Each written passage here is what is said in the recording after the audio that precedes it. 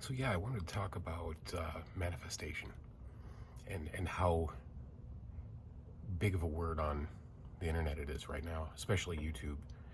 And like, if you're not doing this thing right or you're not doing the other thing right, then that's why your manifestations aren't working. The the harsh reality is we're caught up in like a karmic loop, a spiral of karma, and a lot of people think, well, because they've had some type of awakening, that's that, and now they're on the road to manifesting their dreams and their successes. And that's not how it works, unfortunately. As you become more awakened, there are levels, and those levels mean absolutely nothing, but you get degrees of vibration that come up, and you live in different ideas, different emotions than you used to. Um, the lowest emotion being fear, and that's what most people live in, and that's why we have the political systems that we have and the financial systems we have, because it's easy to keep people in fear, afraid of what this president will do compared to what the last president did. And it's just really easy to pull the wool over people's eyes in that way. So back on manifestation, as your vibration goes up, and it'll be like a roller coaster. You'll have up days and down days and what have you. You'll never go back down to where you started. It's a progressive thing where it just kind of keeps going upward and upward and upward, and with little downs here and there. But you'll progress as long as you keep on the path and you keep practicing. You're keeping, your body in tune, your mind, you're meditating. Spiritually, you're eating the right foods, you're getting away from junk food and garbage and alcohol and drugs and the stuff that keeps you vibrating low. As long as you're progressing with that and you don't sink back into old habits, you're always going to have this consistency, this upward consistency. And who knows? I mean, you may become enlightened on your deathbed, if that is even a thing. But as far as I've seen, enlightenment is a type of spiritual release back to source. Everything else is just awakening bits and pieces. And, you get the synchronicities and you get the meditative experiences that kind of get a little crazy. And then you meditate on your meditations because you don't know what it is exactly that you saw and what it is that you experienced. So you meditate on those meditations. And if you don't have a teacher or somebody close that has already been through that process, it can get a little bit difficult. But in the end, you are your own guru. So through all of that stuff, that's how your manifestations really come about. Until that point, we're manifesting karmically based on past lives, generational traumas, and dharma in this life is all related to that. So it's an uphill battle. And then if you're blessed with grace, because I think that's all it is, it's just being grace of God kind of stuff, that one day it just clicks and you go, oh, that's what it's about. And then you try to process that. And it's not an intellectual pursuit, it's a spiritual pursuit. So you can think about it all you want, but it's the gut, it's the intuition that gets you the answers that you need. There's the downloads and all of that stuff too, higher source, higher power entities. And God only knows what those are either. But, I mean, we call them spirit guides and ascended masters and gods and angels and what have you. But I think they're older than our terminology. So you're going in blindly. And the truth of the matter is, you are manifesting every second of your life. And if you're not manifesting karmically, you're manifesting spiritually. And Like I see videos, the get rich quick scheme through manifestation.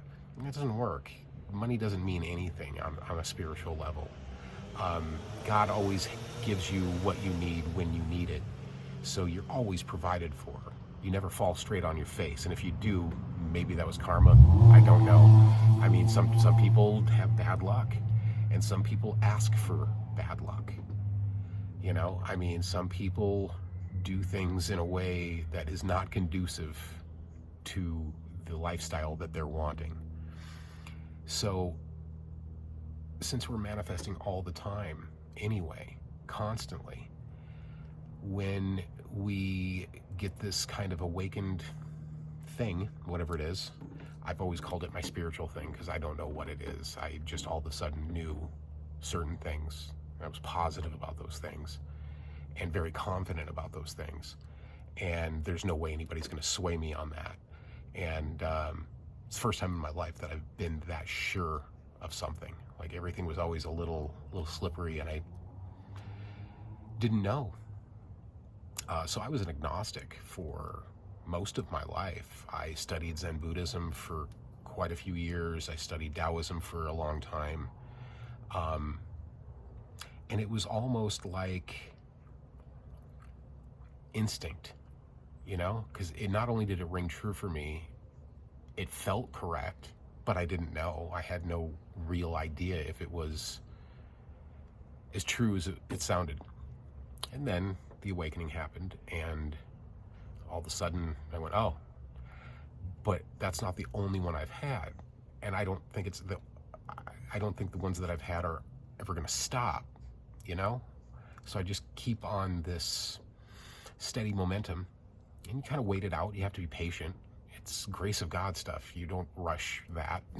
How are you going to rush it? So the thing is with manifestation, I think if you're not ready for it, it's not going to happen, period. You're not going to manifest $1 million tomorrow. And these guys that say, I manifested a new truck and $1 million and I paid off my home and all the stuff, it's nonsense. It's rubbish. They may have done those things, but it wasn't a manifestation. Maybe they saw it as a manifestation after it happened or whatever, but you're not manifesting that kind of stuff because material possession is not a thing of God. You get what you need, you have what you need, you live where you need to live, you coexist with the rest of humanity as you need to coexist with the rest of humanity. The meek and high, shall inherit the earth, kind of a thing. So, yeah, I wouldn't pay too much attention to the manifestors. It doesn't matter. I mean, you're really in the hands of God, and God has no religion. God has no preferential treatment towards any creed, religious belief, or background. God's just God, and it's all things at all times. So everything should be respected, whether it's a rock, a tree, a plant, a butterfly, a human, man, woman, indifferent, whatever.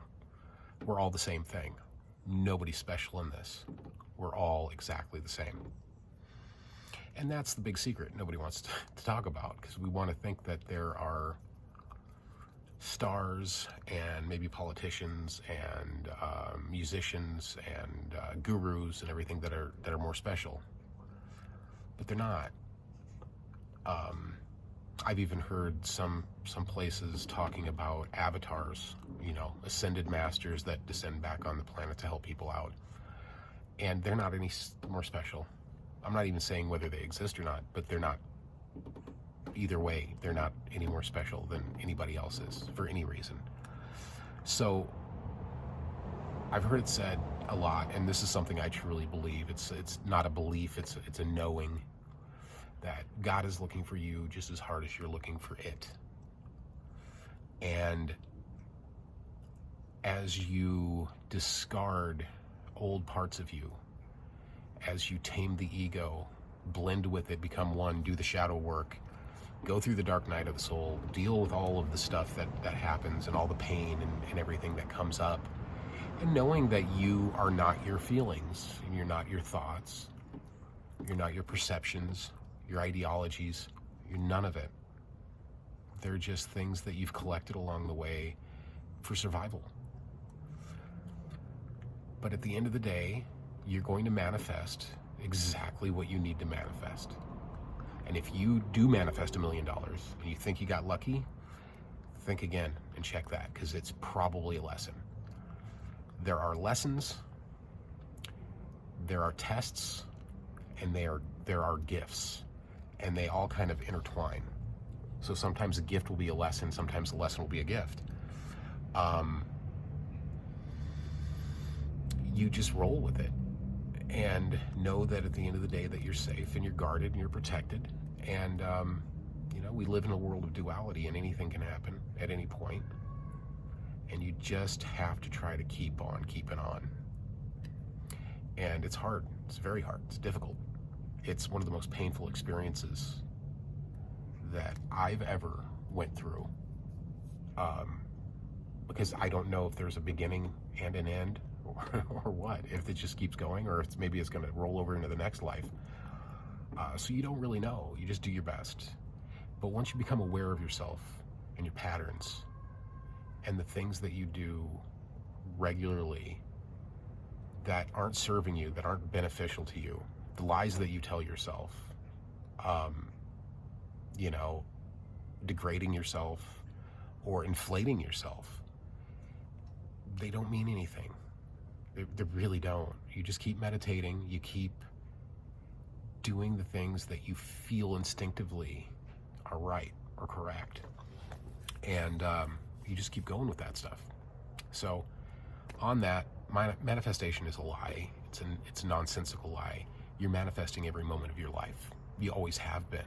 There's never going to be a time where you won't. Whatever excites you the most is going to fall in your lap eventually. And it will be a test, a lesson, or a gift, or maybe all three at the same time. I don't know. It's a mix and match type deal. So anyhow, have a good day. I hope this helps. But yeah, don't dwell on it.